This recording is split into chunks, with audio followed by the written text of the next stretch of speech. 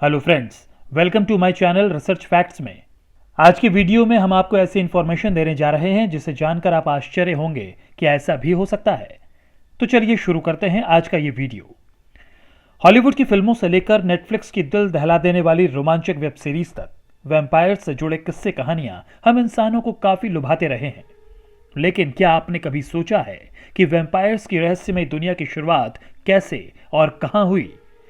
और क्या भारत में भी वैम्पायर्स की मौजूदगी के किस्से और कहानियां मौजूद हैं? और क्या आज भी ऐसी जगहें मौजूद हैं जहां वैम्पायर बसते हैं? इतने सारे सवाल, लेकिन चिंता मत कीजिए, इन सब का जवाब है रिसर्च फैक्ट्स के पास।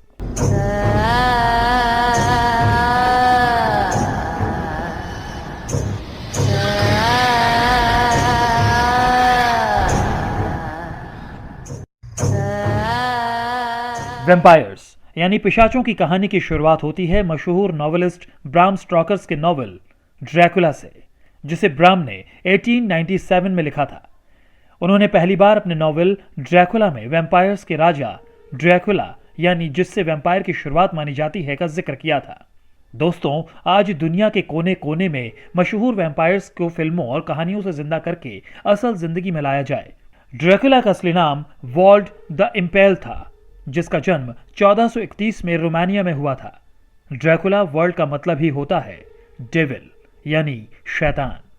ब्राम स्टॉकर के इस नॉवल ने पूरी दुनिया को हिलाकर रख दिया था, जिसके बाद तो पूरे यूरोप में वैम्पायर्स की कहानियों और घटनाओं की बाढ़ सी आ गई थी, क्योंकि इस नॉवल में ब्राम ने ऐसी ऐसी असली जगहों के बारे में बताया था जो आज भी मौजूद हैं, जिसमें सबसे ज्यादा मशहूर और बदनाम ड्रैकुला का कैसल भी शुमार है, जहां ड्रैकुला अपनी 3 पत्नियों के साथ रहता था।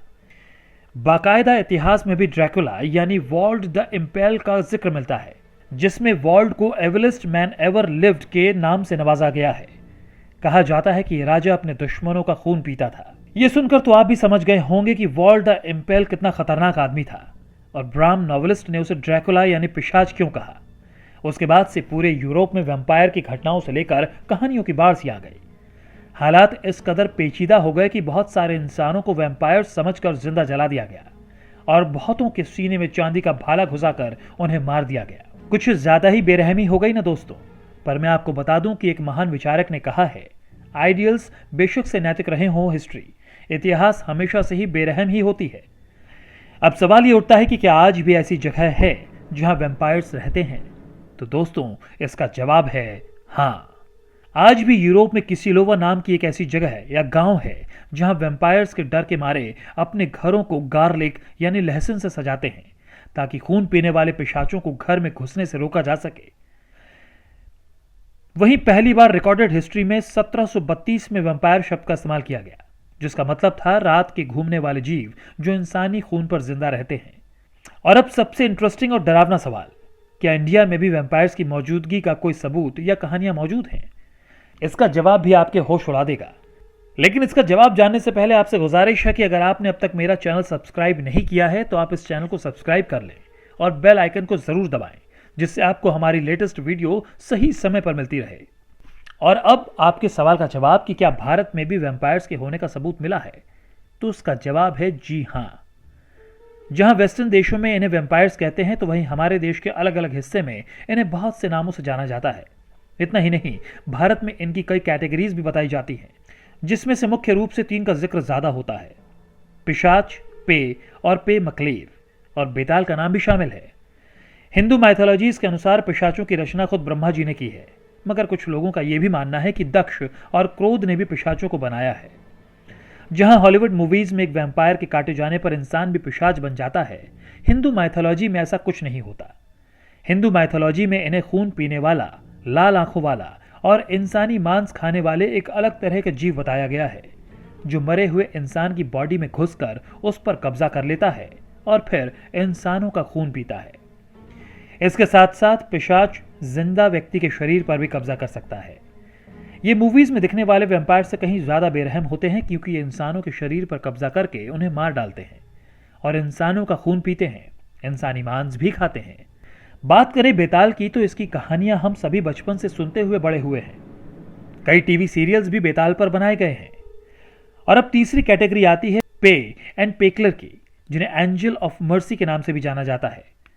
हमें पता है दोस्तों कि आप इस वक्त क्या सोच रहे होंगे, यही ना कि एंजल ऑफ मर्सी और वो भी पिशाच। भाई हम ये कैसा मजाक कर रहे हैं? चिंता मत कीजिए, अभी वीडियो में और भी पिशाचों की डरावनी बातों का सिलसिला जारी है। साउथ इंडिया में 2 पिशाचों के किस्से बहुत मशहूर हैं और कहा जाता है कि ये दोनों पिशाच युद्ध में घायल जिंदा सैनिकों का खून पीते थे, उनका मांस तक नोचकर खा जाते थे।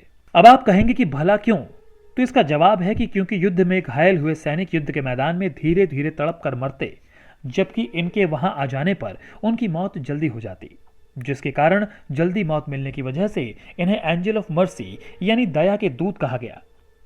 पे एक पिशाच है तो पे मिकलर एक पिशाचिन, और यकीन मानिए इन दोनों में पिशाचिन कहीं ज्यादा बेरहम और खतरनाक थी, क्योंकि कहा जाता है कि ये पिशाचिन न सिर्फ घायल सैनिकों का खून पीती थी, बल्कि उससे पहले ये घायल सैनिकों के चारों तरफ घूमकर नाचती थी, जैसे किसी रिचुअल के समय किया जाता है। पर इस कहानी में ट्विस्ट भी है। इन्हीं 2 पिशाचों को एंजल ऑफ मर्सी भी कहा जाता था। तो दोस्तों कैसे लगी आपको वैम्पायर्स की ये कहानी? हमें कमेंट करके जरूर बताएं।